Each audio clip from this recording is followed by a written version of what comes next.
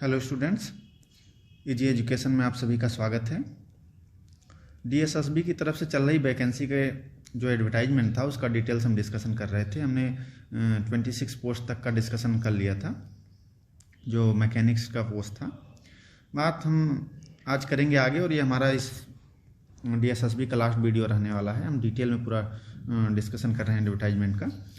तो आज हम बात कर रहे हैं पोस्ट कोड 27 की, जो क्राफ्ट इंस्ट्रक्टर ड्राफ्ट्समैन मैकेनिकल की है, जिसमें आईटीआई के स्टूडेंट्स अप्लीकेबल रहेंगे जो ड्राफ्ट्समैन मैकेनिकल ट्रेड से आईटीआई किए हुए हैं। साथ में उनके पास craft instructor training certificate in draughtsman mechanical trade से होना चाहिए under craft training scheme of DGT के थ्रू।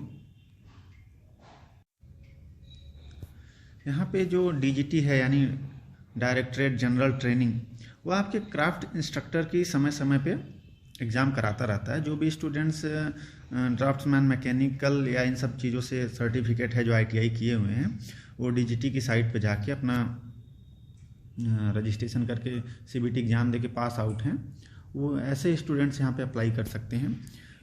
और साथ में उनके पास 3 साल का एक्सपीरियंस हो। आप डीजीटी के लिए अप्लाई कर रहे हैं तो एक्सपीरियंस आपके पास ऑलरेडी होगा, लेकिन कुछ लोगों के पास कम होता है, तो इन्होंने बोल दिया 3 साल का एक्सपीरियंस टीचिंग या वर्किंग का होना चाहिए। एज लिमिट यहाँ भी वही 30 ईयर रहने वाली है, और आपका ग्रेड पे 4200 ग्रुप बी की नौकरी है। नेक्स्ट हम बात करते हैं पोस्ट कोड 28 की, क्राफ्ट इंस्ट्रक्टर ड्राफ्ट्समैन मैकेनिकल। ये डिग्री डिप्लोमा होल्डर की है। ये डिग्री डिप्लोमा वालों के लिए डीजीटी पे रजिस्ट्रेशन करके सर्टिफिकेट प्राप्त करने की कोई ज़रूरत नहीं है, डायरेक्ट अप्लाई कर सकते हैं। जिनके पास मैकेनिकल इंजीनियरिंग से डिग्री है, साथ में 1 ईयर टीचिंग या वर्किंग एक्सपीरियंस है, वो बच्चे, या डिप्लोमा जो किए हैं मैकेनिकल इंजीनियरिंग से और 2 साल का एक्सपीरियंस है टीचिंग या वर्किंग का, ऐसे स्टूडेंट्स यहाँ पे अप्लाई कर सकते हैं। एज लिमिट यहाँ भी 30 ईयर रहने वाली है। नेक्स्ट हम वैकेंसी की बात कर लेते हैं पोस्ट कोड 29 की। तो एम्प्लॉयबिलिटी स्किल इंस्ट्रक्टर की है। यहाँ पे बात किया जाए एसेंशियल क्वालिफिकेशन की, तो 12th जो बच्चे कर लिए हैं और इंग्लिश कंपलसरी है 12th में, ऐसे स्टूडेंट्स अप्लाई कर सकते हैं। 1 year certificate course in basic computer from recognised institute, यानी किसी भी कंप्यूटर कोर्स का 1 साल का सर्टिफिकेट किसी भी इंस्टीट्यूट का होना चाहिए। या फिर एमबीए किए हुए हैं तो ऐसे स्टूडेंट्स अप्लाई कर सकते हैं। बीबीए के स्टूडेंट्स अप्लाई कर सकते हैं जिनके पास 2 साल का एक्सपीरियंस है टीचिंग या इंडस्ट्री का। या फिर बैचलर डिग्री है किसी भी सोशियोलॉजी सब्जेक्ट में, सोशल वेलफेयर में, इकोनॉमिक्स में, और 2 साल का एक्सपीरियंस टीचिंग या इंडस्ट्री या ट्रेनिंग में है, तो ऐसे स्टूडेंट्स अप्लाई कर सकते हैं। ग्रेजुएट हैं, graduate from recognised university institute with 2 year experience in teaching industry training in an institute school, तो ऐसे भी बच्चे यहाँ पे अप्लाई कर सकते हैं जो ग्रेजुएट हैं। साथ में उनके पास industrial organisation and training in employability skill from DGET approved institute से अगर वो टीचिंग का कोर्स किए हैं, टीचिंग किए हुए हैं, तो भी वो अप्लाई कर सकते हैं। नेक्स्ट हम आगे चलते हैं। तो जो पोस्ट कोड 30/23 है उसके विषय में बात करते हैं, workshop calculation and science instructor की। तो यहाँ भी आपके पास अगर डिग्री है मैकेनिकल इंजीनियरिंग से किसी भी रिकॉग्नाइज्ड यूनिवर्सिटी से, 1 ईयर की टीचिंग एक्सपीरियंस या वर्किंग एक्सपीरियंस है, तो ऐसे स्टूडेंट्स यहाँ अप्लाई कर सकते हैं। या डिप्लोमा किए हैं मैकेनिकल इंजीनियरिंग से, 2 ईयर का आपके पास टीचिंग या वर्किंग एक्सपीरियंस है, तो आप यहाँ पे अप्लाई कर सकते हैं। यहाँ पे भी ग्रुप बी की ये जॉब है। एज लिमिट 30 ईयर ही रहने वाली है। नेक्स्ट आपकी वैकेंसी है वर्कशॉप अटेंडेंट की। यहाँ पे 10th जो साइंस या मैथ से पढ़ाई किए हुए हैं वो अप्लाई कर सकते हैं। साथ में national trade certificate from a recognised university, यानी एसटीसी सर्टिफिकेट उनके पास है या अप्रेंटिस सर्टिफिकेट है, तो ऐसे भी स्टूडेंट्स यहाँ पे अप्लाई कर सकते हैं। एसेंशियल है। एज लिमिट यहाँ पे 27 साल रखी गई है। और बात करें ग्रेड पे की, तो ये 1900 ग्रेड पे की नौकरी है। आपका लेवल 2 रहने वाला है।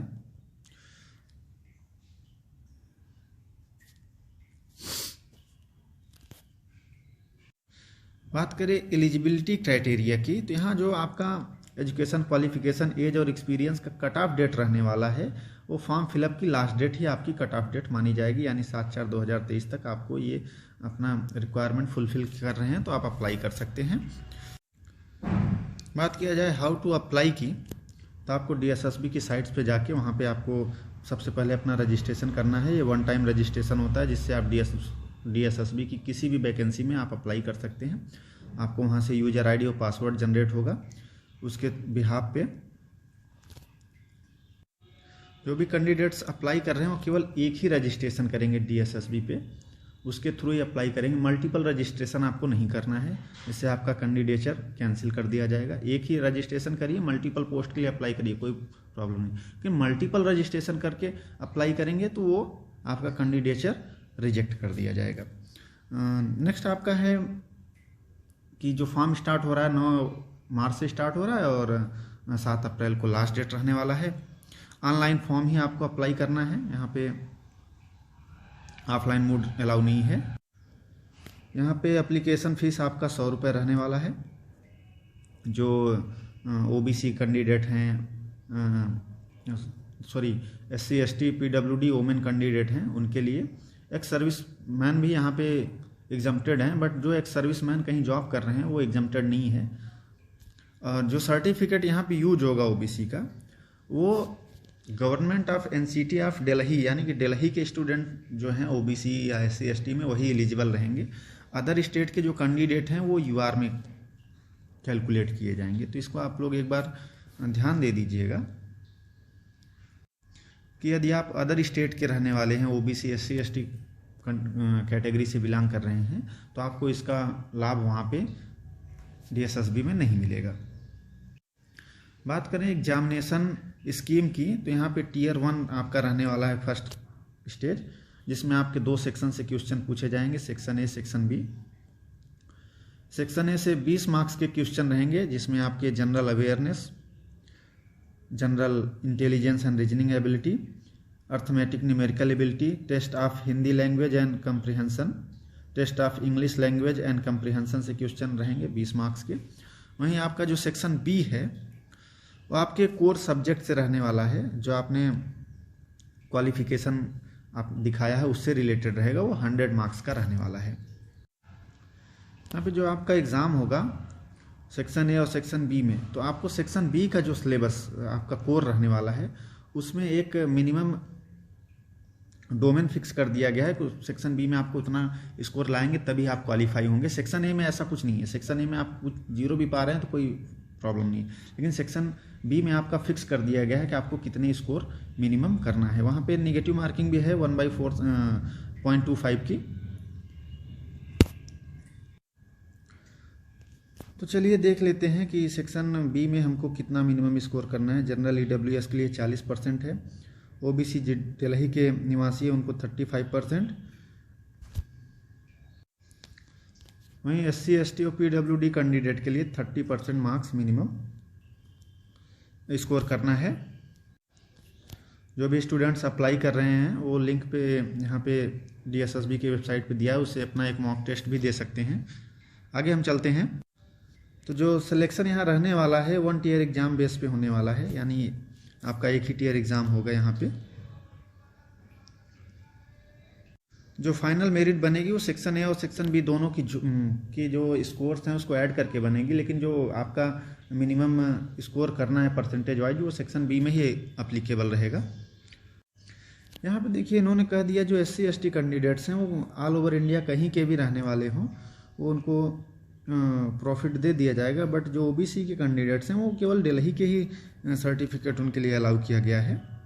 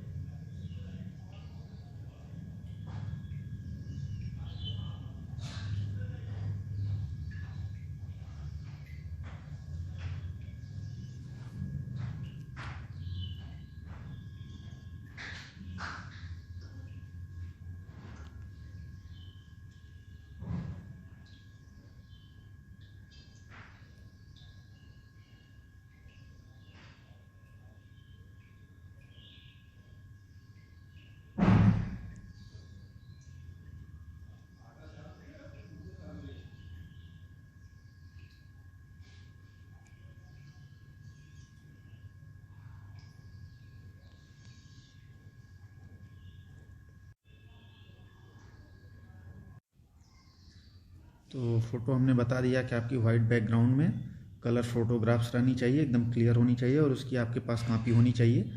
जब फॉर्म आप फाइनली सेलेक्ट होंगे तो सेम फ़ोटो कॉपी की रिक्वायरमेंट DSSB की तरफ से की जाएगी। बाकी कोई टॉपिक यदि छूट रहा है और किसी कोई कन्फ्यूजन है DSSB की वैकेंसी में, तो वो कमेंट बॉक्स में मैसेज कर सकते हैं। वीडियो देखने के लिए आप सभी स्टूडेंट्स का ये जी एजुकेशन की तरफ से धन्यवाद।